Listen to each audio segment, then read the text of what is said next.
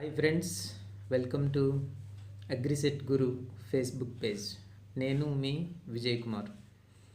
So ఈ page ఒకటి మనం ఈ మధ్య క్రియేట్ చేయడం జరిగింది. అగ్రిసెట్ ఎవరైతే ప్రిపేర్ అవుతున్నారో వాళ్ళందరి కోసం, వాళ్ళకి కొంత గైడెన్స్ ఇవ్వడం కోసం అని చెప్పి ఈ పేజ్ ఒకటి నేను క్రియేట్ చేయడం జరిగింది. అదే మీ అగ్రిసెట్ గురు అనేటువంటి పేజ్ అన్నమాట. సో ఇది క్రియేట్ చేసిన తర్వాత దీనికి చాలా మంచి రెస్పాన్స్ అయితే వచ్చింది స్టూడెంట్స్ దగ్గర నుంచి. సో చాలా చక్కగా రెస్పాండ్ అవుతున్నారు. దీనిలో పెట్టేటువంటి క్వశ్చన్స్ అన్నిటికీ కూడా వెంటనే ఆన్సర్ చేసేవాళ్ళు కొంతమంది, ఒకవేళ తెలియకపోతే దానికి రిఫర్ చేసుకుని చూసేటువంటి వాళ్ళు కొంతమంది నన్ను పర్సనల్గా అడిగేటువంటి వాళ్ళు కొంతమంది ఉన్నారనమాట.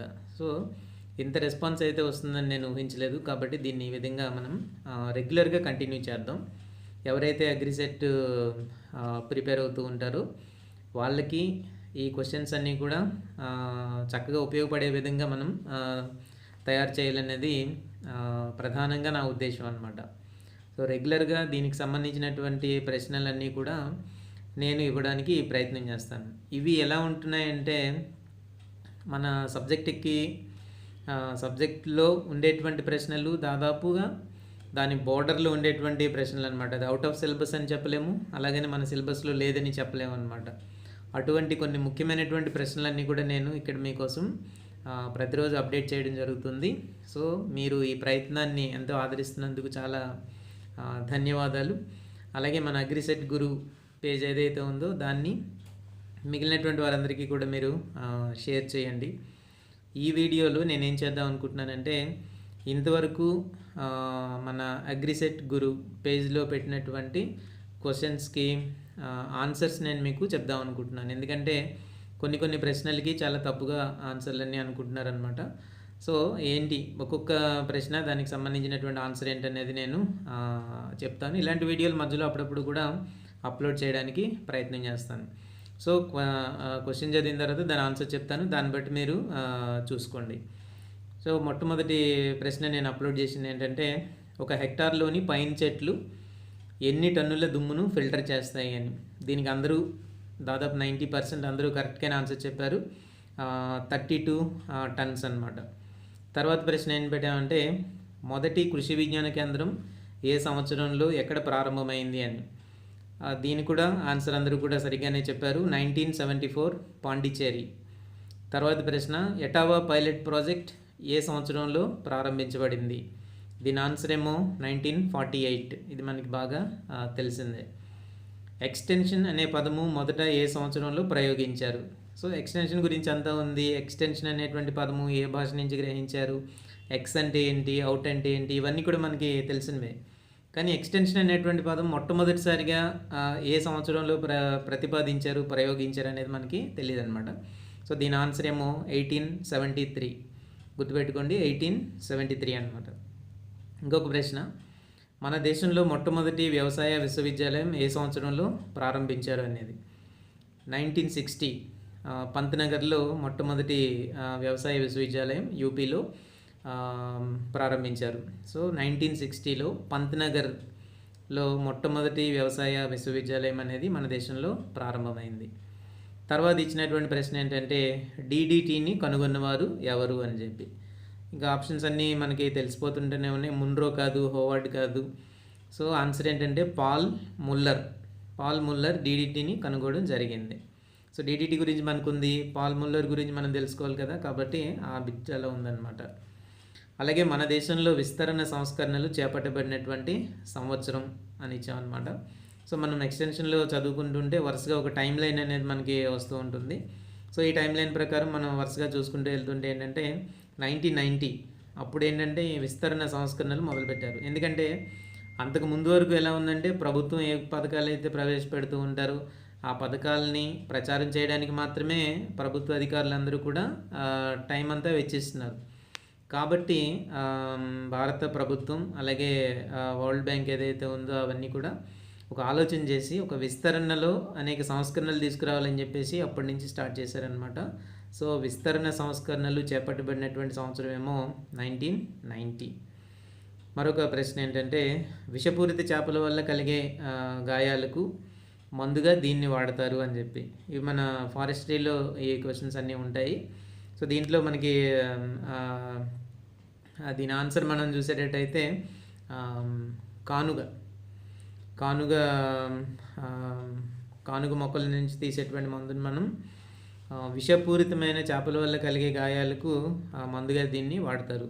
అగ్రిసెట్ గైడ్ కనుక మీ దగ్గర ఉండేటట్టయితే, మన పబ్లికేషన్ అయినటువంటి అగ్రిసెట్ గైడ్ కనుక మీ దగ్గర ఉండేటట్టయితే లాస్ట్ పేజ్లో ఈ బిట్స్ అన్నీ కూడా ఉంటాయి. ఇప్పుడు చెప్పబోయే 3-4 బిట్స్ అన్నీ కూడా ఇప్పుడు లాస్ట్ పేజీల్లో ఉంటాయన్నమాట. మరొక ప్రశ్న చూడండి. వీటి ఆకులు నులి పురుగులను చంపే శక్తి కలిగి ఉంటాయి. ఇది ఒక రకంగా చిన్న కాంప్లికేటెడ్ ప్రశ్న అనమాట. ఒరిజినల్గా దీని ఆన్సర్ చెప్పాలి అని అంటే కానుగ. చాలామంది మనకి మొత్తం అందరూ కూడా ఏం పెట్టారంటే వేప అనే పెట్టారు. ఎందుకంటే ఇక్కడ రెండిటికి కూడా శక్తి ఉంది, వేప మరియు కానుగ. ప్రత్యేకంగా స్పెసిఫిక్గా చెప్పాలి అని అంటే మాత్రం కానుగ. సో వేపకి ఇన్సెక్టిసైడల్ ప్రాపర్టీస్ ఉంటాయి కాబట్టి తప్పనిసరిగా మనం వేపనే మనం చెప్పుకుంటూ ఉంటాము. కానీ కానుగ ఆకుల్లో ఈ నులి పురుగులను చంపేటటువంటి శక్తి ఎక్కువగా ఉంటుంది. సో దీనికి ఇక్కడ రెండింటిని కంపారిజన్ చేసుకుని అందరూ ఏం చేశారంటే వేపని ఆన్సర్ చేయడం జరిగిందనమాట. సో దీంట్లో మనకి చెప్పుకోవాలి అని అంటే తప్పనిసరిగా వేప కూడా ఒక ఆప్షన్ ఉండేటప్పుడు ఏం చేయాలంటే మాత్రం కానుగ అనేదాన్ని మనం మార్క్ చేయాల్సి ఉంటుంది. లేదు 2 A మరియు B అలా ఉందనుకోండి, అలాంటప్పుడు కానుగ మరియు వేప అని మనం దాన్ని చెప్పొచ్చు అనమాట. సో నులి పురుగులను చంపేటువంటి శక్తి కలిగి ఉండింది కానుగ ఆకులు. తర్వాత చూస్తే వీటి యొక్క కాయల నుండి తీసిన అద్దకం చేపలు పట్టే వలలకు ఉపయోగిస్తారు అని చెప్పేసి. దీని ఆన్సర్ ఏమో సుబాబుల్.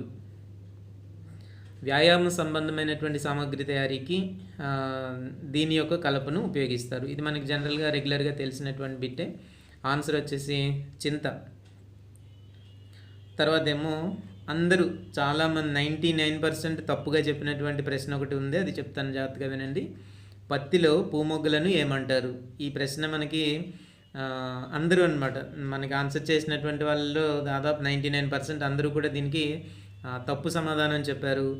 దీనికి ఇచ్చినటువంటి ఆప్షన్స్ ఏంటంటే 1 క్యాప్సూల్, 2 స్క్వేర్, 3 బోల్ అని ఇచ్చామన్నమాట. మనకి తెలిసిందే పత్తిలో కాయలను ఏమంటారు అంటే బోల్ అంటారు. అందరూ కూడా బోల్ అని పెట్టారనమాట.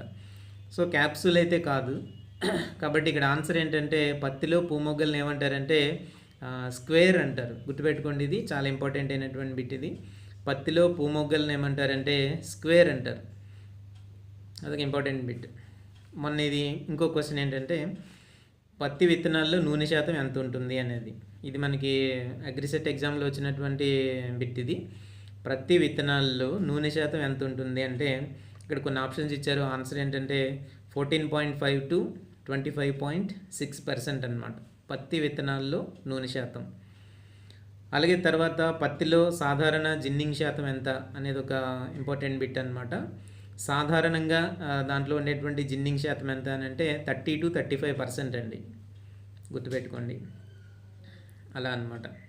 సో ఇవి కొన్ని బిట్స్ మనం ఇచ్చామన్నమాట.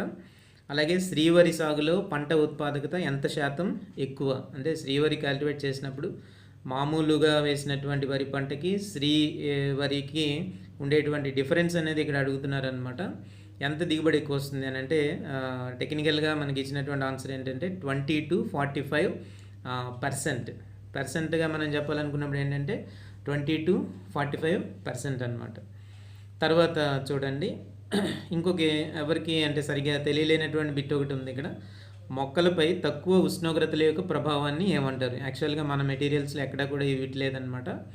అందువల్ల దీన్ని ఇలా చెప్పారు. కాకపోతే మనకి ఏంటంటే డిసీజ్ అని ఒకటి, డిజార్డర్ అని ఒకటి, ఇవన్నీ మనకి పెథాలజీలో మనకి వస్తుంటాయి అనమాట. అక్కడ ఉష్ణోగ్రతల ప్రభావాల వల్ల వీటి వల్ల ఉండేటువంటి వాటన్నిటిని కూడా మొక్కల్లో కలిగేటువంటి మార్పులన్నింటినీ కూడా ఏమంటామంటే డిజార్డర్స్ అని అంటాం.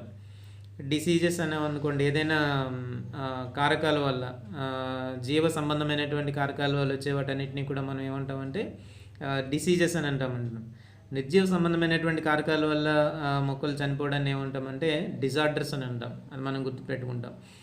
డిసీజ్ అంటే తెగులు, డిజార్డర్ అంటే అస్వస్థం అని చెప్పుకుంటాం అనమాట.